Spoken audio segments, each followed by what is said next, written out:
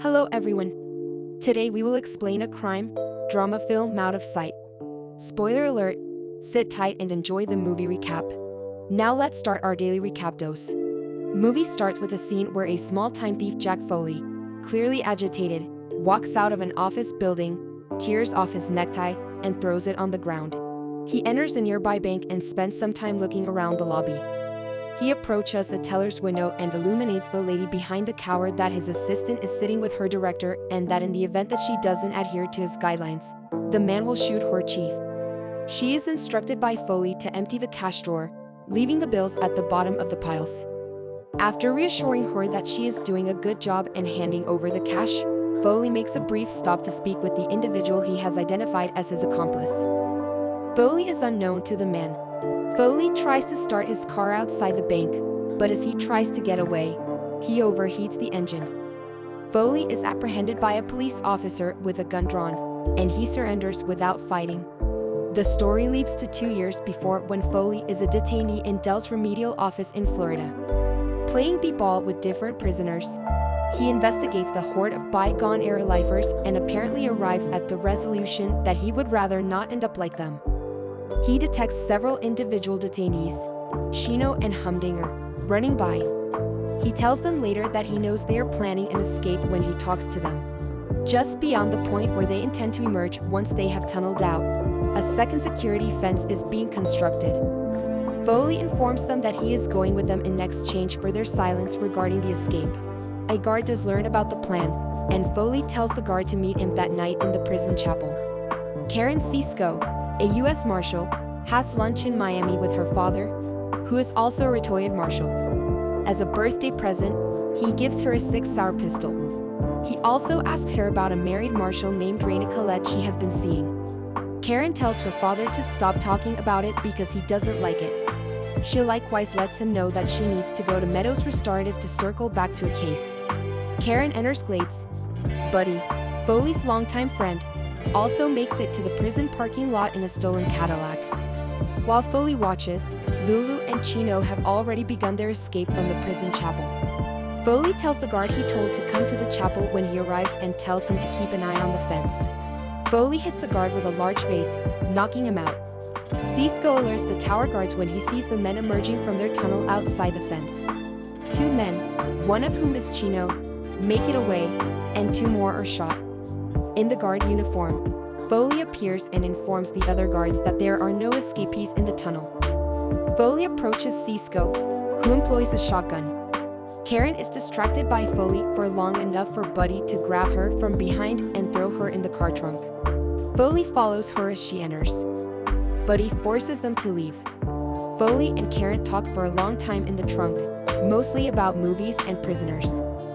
Buddy pulls under a highway overpass where they are to meet Glenn Michaels, another ex-convict who is waiting in a different car. Karen immediately fires with the pistol her father had given her when Foley emerged from the trunk. She is trapped inside after Foley manages to slam the trunk lid shut. They let her out when she vows to surrender herself. They bundle Glenn and Karen into the vehicle. Mate and Foley talk for a couple of moments about how to manage Karen. She is attractive to Foley, but Buddy doesn't think she feels the same way about him. Glenn and Karen suddenly leave in a car, leaving them both behind. Mate and Jack return to Miami and go to Amico's loft. Foley unwinds by taking a warm bath. Karen shows up, weapon drawn, and tracks down Foley in the tub. When he suddenly opens his eyes to greet her, she briefly examines him before entering to arrest him. In a hospital bed, Karen wakes up with her father beside her. She asks him what she said, and he asks her what she was dreaming about. "Hey back," her father says. After briefly being unconscious, Karen tells Burden, her boss, what happened. Karen had convinced Glenn to leave Buddy and Foley behind in the car with him because she remembered Glenn from a previous prisoner transfer. Glenn had complied, but the 2 of them disagreed about which way to go. Karen had grabbed the wheel in an effort to coerce Glenn into taking an exit from the highway while they were both in a state of panic. Karen sustained a mild head injury inside the vehicle after the car spun out of control and collided with a water barrier. Vernon, Karen's inexperienced boss, is somewhat perplexed. Jack finds a picture of Karen's father when he goes through Karen's purse at Buddy's house. Jack wants to see Karen one more time, despite Buddy's efforts to convince him that they need to leave town right away. They have a brief conversation when Jack calls her at home. Jack rejects her suggestion that he change his mind. Karen hears Buddy's voice when he suddenly starts talking in the background. Jack hangs up as their need to flee becomes even more pressing. A report about a raid on a squatter camp is shown on television. Lulu is one of the deceased. Jack is aware that Lulu might be connected to Chino. Jack had told Chino about Adele and where she lived while he was in prison. Additionally, Jack is aware that the U.S. Marshal's office will locate Adele quickly. Chino seems obsessed with the trick of sewing a woman in half and wants to learn the secret from Adele, who worked as a magician's assistant for several years. Chino enters Adele's apartment after finding it, but Karen arrives first and inquires about Jack's whereabouts. Adele's door is being pounded on by Chino. When Chino breaks in, Karen immediately arrests and cuffs him after getting Adele to stall. She asks Burton to join the task force looking for Buddy and Jack and calls him.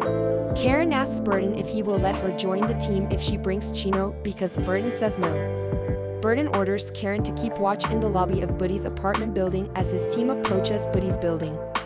Buddy and Jack have already left the room and are taking the elevator to the parking garage. The lift stops at hall level and Karen gets a brief look at Jack, who sees her moreover.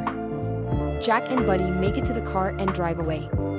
Jack and Buddy drive to Detroit with the intention of seeing Maurice Snoopy Miller, a fellow prisoner. Additionally, they intend to locate Richard Ripley, a wealthy businessman who had been imprisoned for embezzlement. He had talked to Glenn about a small fortune he had in uncut diamonds that he kept in his Detroit home while he was behind bars. However, Glenn did not conceal the information, and Snoopy also intends to defraud Ripley. Snoopy tells Glenn that he is taking over the operation of the heist while he is driving around Detroit in a limousine. Glenn initially resists, but Snoopy makes him feel quite intimidated. Glenn is also required to accompany them on a mission where they will kill a transvestite who is competing with Snoopy for drug-dealing land. Glenn does this, and the job with Snoopy and his henchmen, one of whom is Glenn's brother-in-law Kenneth, turns out to be more violent and terrifying than he ever anticipated. He goes to the Kronk Gym with Snoopy, where Jack and Buddy meet them. They all agree to discuss the plan to steal Ripley's fortune at a boxing match the following night. When Karen gets to Detroit, she talks with a friend about finding Jack.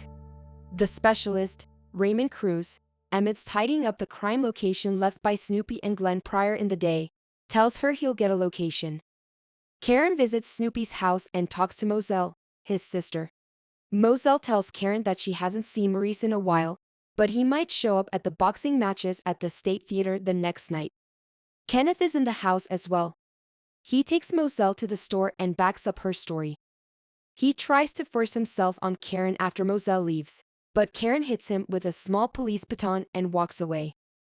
Karen points out to one of the businessmen that she is aware that he is married as she resists their advances at the hotel bar back at her hotel. Foley quietly appears, and the two of them share a drink. They have sex when they return to her room. Karen gets out of bed and starts to wonder why Foley was having sex with her. He guarantees her that he was not out for a one-nighter. He has left the 6-hour pistol he had taken from her in Florida by morning. The end. For part 2 of the film, like, share, and subscribe and press the bell icon to never miss the upcoming recaps. And share your reviews on the movie and comment below.